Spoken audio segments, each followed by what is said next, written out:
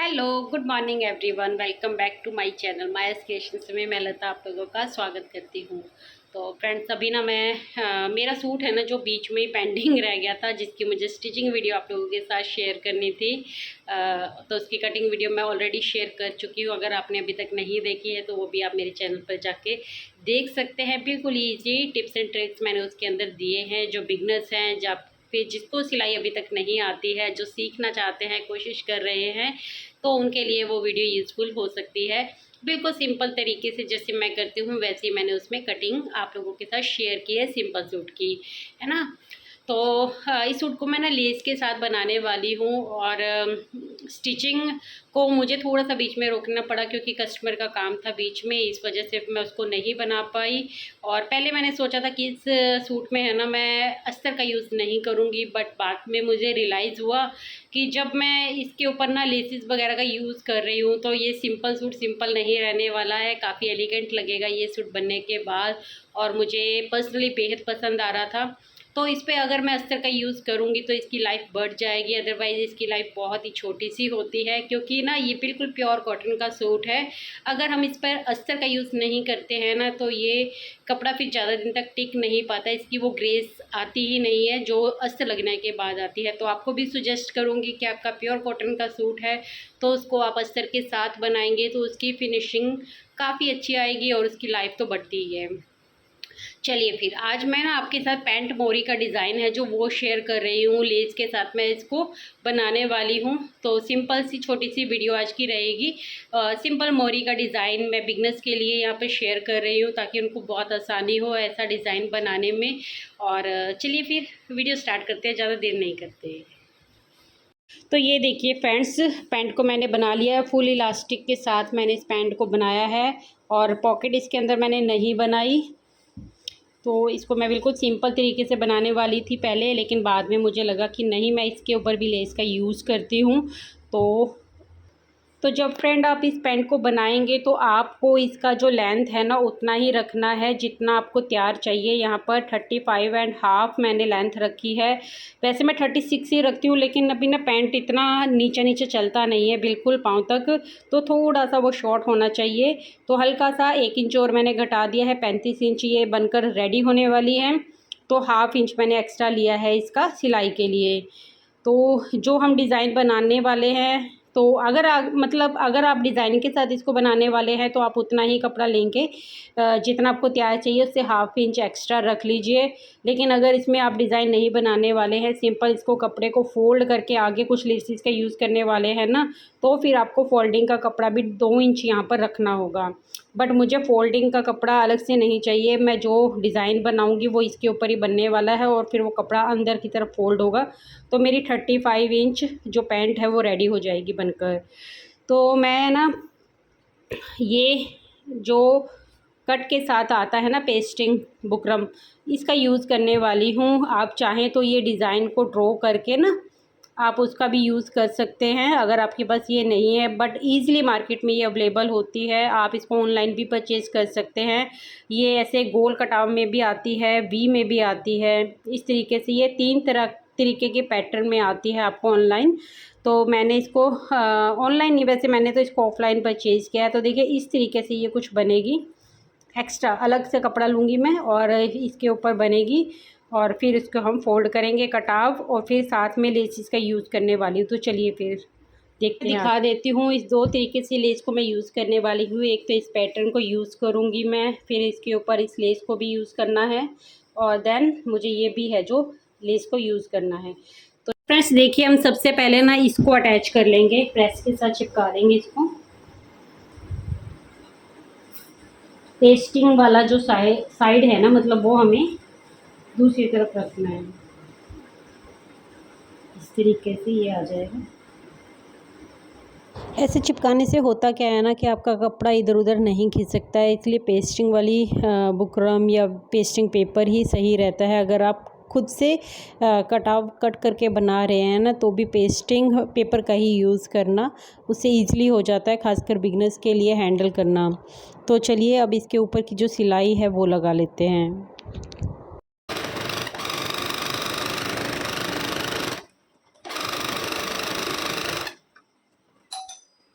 मेरे पैंट का कपड़ा हल्का था, मतलब पतला काफ़ी था, तो इसलिए मैंने कपड़ा इतना बढ़ा कर लिया है। आप चाहे तो थोड़ा कम कपड़ा हो आपके पास तो भी आप उसको ले सकते हैं।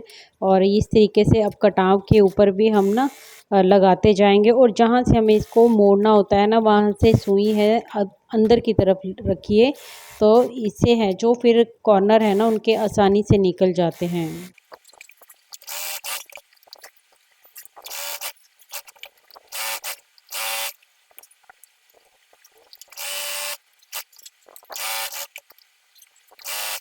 तो यहाँ पर सिलाई का ना ध्यान रखिए, आप बुकरम के बिल्कुल साइड साइड में लेकर जाइए सुई को, जिससे कटाव निकालने में आसानी हो और उनकी शेप इक्वली आए, है ना। इस बात का आराम से बनाते हुए ध्यान रखिए, क्योंकि अगर शेप आगे पीछे हो जाती है ना तो फिर कुछ कटाव बड़े दिखेंगे, कुछ छोटे दिखेंगे। इसलिए जिस तरीके से शेप है इनकी, उसके साइड साइड में बस किनारे किनारे पर सुई लगाते जाइए, और फिर एक्स्ट्रा कपड़े को कट कर लीजिए और यहाँ पर कट के निशान लगा लीजिए।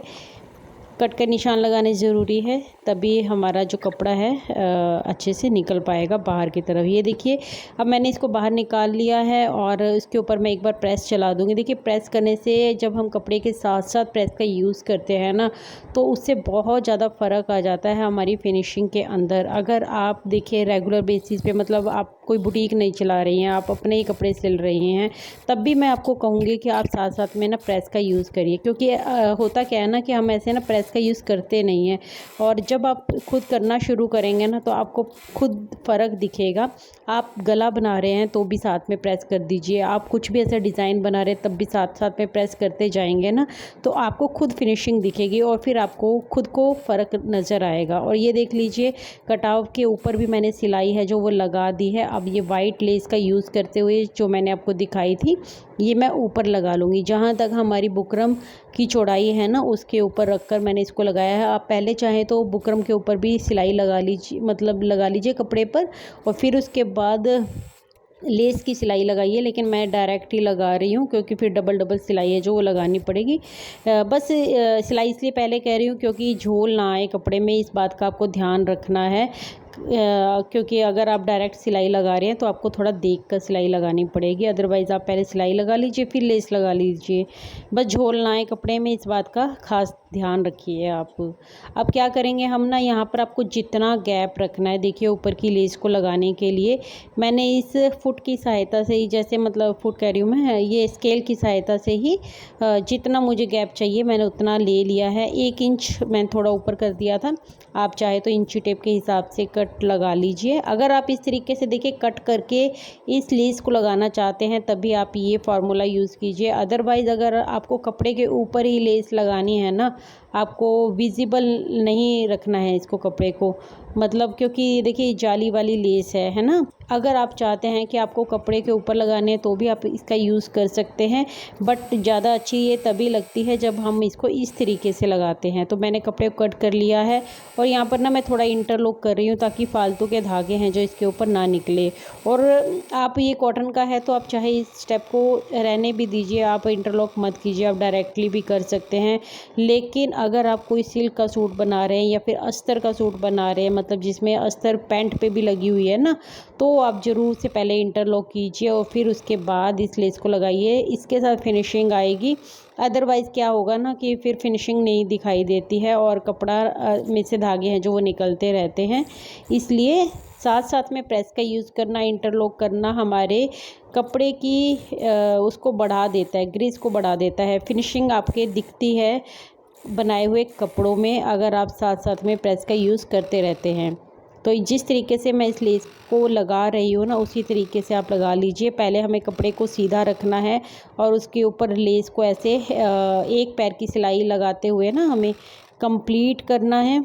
इसके बाद हम इसको ऐसे देखिए, नीचे मैंने कटाम वाला जो कपड़ा है हमारा वो उसको सीधा रखा है और इस कपड़े को हमने उल्टा रखा है। तो दोनों को फिर हम सिलाई के साथ कंप्लीट कर लेंगे और फिर मैं इसको दिखाती हूँ ये कैसा बन के है जो वो रेडी हुआ। दोनों पे मैंने कंप्लीट कर लिया है, ये देखिए तो इस तरीके से ये मतलब जाली वाली लेस को लगाया जाता है।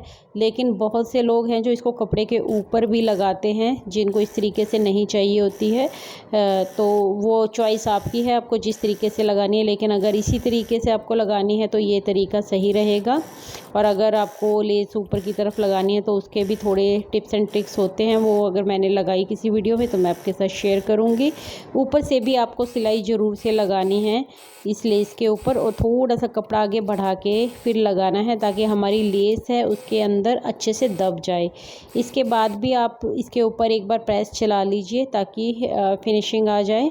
मैंने प्रेस चला ली थी बट मैंने कैमरे में कैद नहीं की, मैं आपको दिखा रही हूँ। अच्छा, अभी मैं यहाँ पर सोच रही थी कि मुझे इसका करना क्या है। फिर ये जो लेस थी नीचे मैंने लगाई है, इसको मैंने कट करके देखा तो ये भी अच्छा लग रहा था। फिर मुझे थोड़ा सा इसलिए अच्छा नहीं लगा क्योंकि वो सेम लेस हो रही थी। तो फिर मैंने ये जो मेरा कुर्ती में से गले का लेस बचा था ना, इसको मैंने कट करके देखा। पहले एक पीस कट करके देखा क्योंकि ये वैसे भी वेस्ट जानी थी फिर ऐसे इस तरीके से। लेकिन हम चीज़ों को ना वेस्ट ना करके थोड़ा क्रिएटिविटी के साथ चल सकते हैं, उससे हमारे डिज़ाइन में भी फ़र्क आ जाता है ना, उस तरीके से भी। तो अगर आपके पास 2-3 टाइप की लेस होती है ना, पहले उसको रख के देख लीजिए करें पहले कि किस तरीके से आप उसको करेंगे। तो फिर मुझे फ़ाइनल इस तरीके से ही समझ में आया कि मैं बस यही यूज़ करूँगी। तो इसके लिए ना आप फैब्रिक ग्लू का यूज़ कर सकते हैं। उससे क्या हो जाता है ना, आपके लिए सिलाई लगानी थोड़ी इजी हो जाती है। मेरा फैब्रिक ग्लू ना थोड़ा जम सा गया है, मतलब काफ़ी दिन का रखा हुआ था ना, थोड़ा सूखा हो गया था तो वो निकल नहीं रहा था, इसलिए मैंने इसका यूज़ किया। इस तरीके से मैंने इसको लगा लिया। और एक और बात का आपको ध्यान रखना है कि ग्लू लगाते ही आपको सिलाई नहीं कर देनी है। उससे क्या होगा ना, ग्लू आपकी सुई पर चिपकेगा और सिलाई आपकी नहीं लगेगी और धागा आपका बार बार टूटता रहेगा। इसलिए आपको करना क्या है ना कि आपको पहले इसको 5-10 मिनट के लिए छोड़ देना है। जब ग्लू सूख जाए फिर उसके ऊपर आप सिलाई लगा दीजिए। सिलाई लगाना भी ज़रूरी है ताकि अच्छे से आपका काम हो जाए, सिलाई कभी निकले नहीं। ग्लू का यूज़ देखिए इसलिए किया जाता है ताकि कपड़े में ना टेढ़ा मेढ़ा ना हो, कपड़ा उल्टा पुल्टा ये पैचेस हैं जो ये ना लगें। तो इस तरीके से इक्वली लग जाते हैं अगर हम इसको पहले ही यूज़ कर लेते हैं। इससे हमारा काम ईजी हो जाता है। तो बस अब मैंने पैंट की फ़िटिंग का नाप है जो वो लगा लिया है, जितना मुझे मोहरी रखनी है उस तरीके से। तो दोनों को ये देखिए निशान लगा के अब बस हमारा काम रह गया है इसको फाइनल टच देने का। इसकी सिलाई रह गई है आखिर की, ये सिलाई लगाकर मैं कंप्लीट कर लूँगी और इसके बाद मैं आपको दिखाती हूँ इसका फाइनल लुक कि ये पैंट कैसे बनकर है रेडी हुई। इसकी कुर्ती की स्टिचिंग वीडियो भी मैं आप लोगों के साथ शेयर करने वाली हूँ। मंडे तक आई होप मैं शेयर कर दूँगी क्योंकि अभी थोड़ा बिज़ी हो गई थी, हस्बैंड की तबीयत ख़राब हो गई थी बीच में, तो बस वो भी अभी हॉस्पिटल से घर आ चुके हैं। तो मुझे जैसे ही टाइम मिलेगा, थोड़ा कस्टमर के कपड़े भी रखे हुए हैं ना, तो मुझे अपने लिए टाइम निकालना पड़ता है बीच में से। ये देखिए अभी इसका फाइनल लुक देखिए आप, ये एकदम बनकर रेडी हो गई। ये मोती भी हमारे गले में से निकले थे कुर्ती के, तो इसको भी मैंने नीचे की तरफ है जो अटैच कर लिया है और इस तरीके से आया है इस पैंट का लुक। आपको कैसा लगा आप मुझे कमेंट करके ज़रूर से बताइएगा। आइडिया कैसे लगा, लेसिस का यूज़ कैसे लगा। हूँ आपसे नेक्स्ट वीडियो में, तब तक के लिए फ्रेंड्स आप रखिए अपना ढेर सारा ख्याल। वीडियो देखने के लिए दिल से धन्यवाद।